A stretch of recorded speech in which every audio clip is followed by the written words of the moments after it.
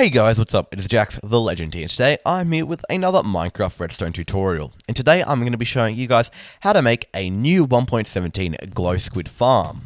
Now I have done a showcase video on this farm, but there were a few requests for a more in-depth tutorial. So that's what I'm going to be showing today. Below us we can see the glow squid farm working. Now it does this because, well, the glow squids died because we have axolotls spawning in there as well as glow squid. You can see we have a few there. So basically, these axolotls will kill the glow squid when they spawn in, and then eventually despawn. So we have a bit of a cycle. The axolotls spawn in, kill the glow squids, then despawn. Now, if we were to name these axolotls, we would clog the spawn cap up and end up with way too many axolotls. Now, you will find these axolotls take a little bit of time. That is just because axolotls actually have a killing cooldown. But after a short period of time, they will go back to killing these glow squids again. Now, once they are killed, all of the glow squids go into the chest that I set up here. Pop into creative here. We go down here. We have all of our glow squid remains right here. Now in this setup, I've got a walkway down, as well as an AFK room to the side, because you need to be 25 blocks away for them to spawn. But I'm actually going to be showing you guys how to raise this chest to the top if you would like to, or you can leave it down the bottom if you want. Okay, so the materials you'll need for this farm will appear on your screen now. Now there aren't too many materials, just some redstoning ones and a bit of water, as well as some tinted glass. The tinted glass is probably going to be the hardest to get, but even then it's pretty easy. So grab all those materials and let's get building.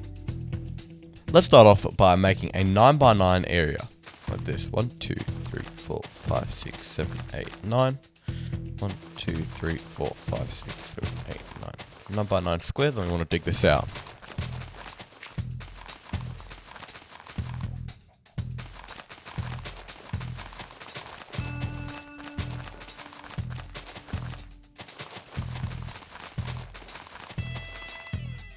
Now that we've got this, we want to grab out a water bucket, well, 2.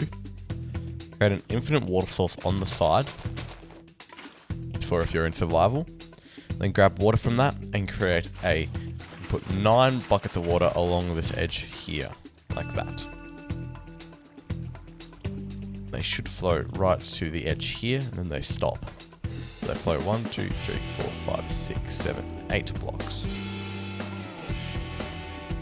Now we have to dig this down another 8 blocks. Now you might be wondering, that's going to be very slow because you're going to be digging in water. Now a fast way to do this is to dig down 8 blocks here. 1, 2, 3, 4, 5, 6, 7, 8. Then go under the water like this, so you're going 1 block under. Then dig out here. And then once you've finished it all, you can break, say, this block here and let the water flow down.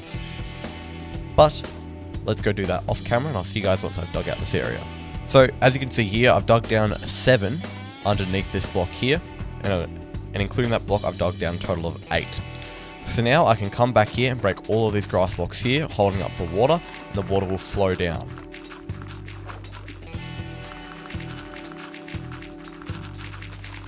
Now if you do have an Aqua Affinity helmet, this will make it faster. Let's dig this out. You should have flowing water like this. Now we want all of these water blocks to be full blocks, but we still want the flowing to be over the top. So let's grab out some kelp. And slowly go through here by placing kelp and planting it like this, going all the way up to 1 block away from the top like that. We want to break that down and do that on every single block. This will convert all blocks to full water sources. Now if you have done all that correctly, you should have a sort of like a water drop off here where the water has gone slightly down a level but is now flowing over this block here. So your 9x9 hole should be fully covered in water, which is exactly what we want.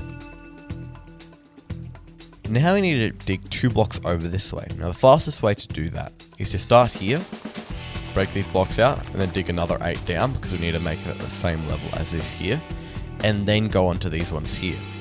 That way you don't have water flowing into you when you're digging out this second layer here.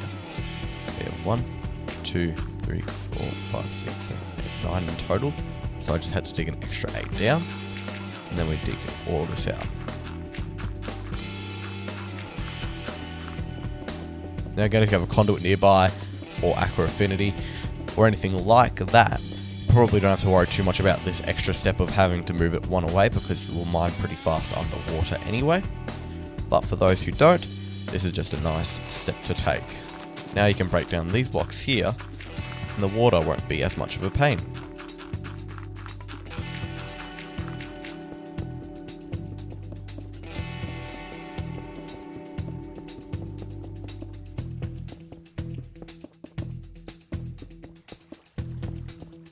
Like this. Now, because the water flow of this system is so important, we're going to go over a few checks. We're going to start by throwing any sort of item down the bottom here, and if we've done this all correctly, it'll float to the top, and then get pushed all the way over to the side here. You can see our kelp is beginning to float. Now, while that kelp is floating up, we want to make sure that this is all flowing here. Then there's a dip down, a very visible dip, and then there's 2 blocks of flowing water there. Make sure you've got that, and you can see the kelp gets thrown out to the side there, and is left here. Now, it doesn't have to be kelp that you throw in there. You can throw anything, whether it be cobble or something else, or even dirt. Now we can work on an item transportation system to bring the items up to a chest that goes roughly here. So we want to start by making a 3x3 area like this, and then digging that down to 1 block below this level here. So we want to dig down an extra 9 after we've dug down that first one, so we will dig down a total of 10. 1, 2, 3, 4, 5, 6, 7, 8, 9. So that's now a 10 block deep hole. Dig this right down. We're going to be putting an item transportation system here using dispensers, some observers, and some comparators. It'll allow you to have your items come up to the top. Now, if you don't want this, you can skip this step, but it makes it look much nicer. It makes the farm overall a bit more sort of satisfying. Let's start by placing a really tall dropper tower right here on the back middle side of the wall, that side that is closest to the water system. Now, this dropper tower will go all the way up to the top, leaving a 1 block gap there. Make sure these are droppers and not dispensers. Then we want to come down and dig a 2x2 wall here on the right side of the wall when you're facing the droppers. Place a comparator here, going into a block. Turn that comparator onto subtraction mode by right-clicking it. Repeater here, going into a block. Redstone here, going into another block, goes into a repeater. And another piece of redstone there. And then, of course, another piece of redstone there. So when we place a dust in here, this bottom dropper, it should get thrown up to this 3rd one. Now, place an observer on top of this repeater. You can do this by sneaking and clicking. Make sure this red dot is facing into the sky. Then, place a piece of stone or any block here, and a redstone on top of this observer. Then repeat this, like this, without the block. And do this all the way until you're at the top.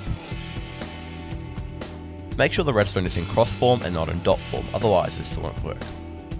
Then, if you place a piece of redstone dust in this bottom dropper, it will be dispensed all the way at the top, which is what we want. Now, we can grab out some chests. So we need 2 chests here, and then place them on top of this dropper here, and then 1 further forward. Make sure these chests are on top of the dropper, make sure they're normal chests. Trap chests may not work, and you may run into issues because of the redstone current. Now, before we move on, just a disclaimer, say if I put half a stack of items in this bottom dropper here, you can sometimes get 1 or 2 holding items. These are items that the droppers will hold. This is just because of the redstoning process. As you can see, they'll all slowly move up, but 1 or 2 items will remain in this dropper here. Now, later on, they will be transported up once another item goes through, and they'll be swapped out. So this is not a worry because this farm is efficient and they won't stay there for very long. You can see here 30, so there are 2 being held somewhere. One's being held here, and the other one's being held down here. So when I put my next item in, let's actually put a different item. Let's say I put a piece of redstone in, they'll be shifted up. See, the redstone is now here, and the other one is in this chest. So if I put another piece of redstone again, we'll see this stone still there, but then this redstone here was swapped out, and now this first redstone So of course, if I put another stack of redstone in there, eventually that other piece of stone will be taken out by the wave of droppers, and we'll have our full 32 stone in this large chest. So if you do find you have a glow sack stuck in one of these droppers, don't worry, it's just a redstone thing, and it will be transported up to the top eventually, so don't worry about that. But now it's time to hook up a hopper system. To build this hopper system, we want to break all of these blocks here, and then we want to lead them into this block at the wall here. Once we've got that, we want to connect this hopper chain here up to our dropper, which conveniently for me is actually directly on the other side of this wall. So I can just break this block, this hopper here, break this here, and hook it up. But if yours is further, you will have to run a longer hopper chain. Say if it's like over there, you have to run a hopper chain all the way over to there. Now that you've got this, again, if you drop a few items in there, say half a stack or even 16, you'll find some of them, most of them will go up to this large chest here. Yep, and then the items are filling up now. To finish off this farm, we need to get a row of tinted glass at the top here. This has to be tinted glass, it can't be any other sort of stained glass or regular glass, because the tinted glass will help block it out. Now you can use blocks here instead, however you won't be able to see your farm, so you won't be able to tell whether you've built it correctly and whether it's working very well. So get some tinted glass here, which is actually made with amethyst, so it's not too hard to make. Then just put a full layer above it, so one block above the water like this. And of course you can decorate this however you want, as long as you don't let any light into our water room. And then again, put some blocks around this chest, any sort of blocks, you can put glass there. And then we have our glow squid farm. Now eventually glow squids will spawn in there, as long as it is dark. Now if I hop into spectator mode, you can see it is pitch black in here and no light is being let in by the tinted glass, which is right here. So if you guys do want some more information on how to get glow squids, make sure to check out the video in the link in the description down below. But that is going to be the end of this video, guys. I hope you guys enjoyed. Please leave a like, comment, and remember to subscribe if you are new. And I'll see you guys later. And remember, stay carbonated!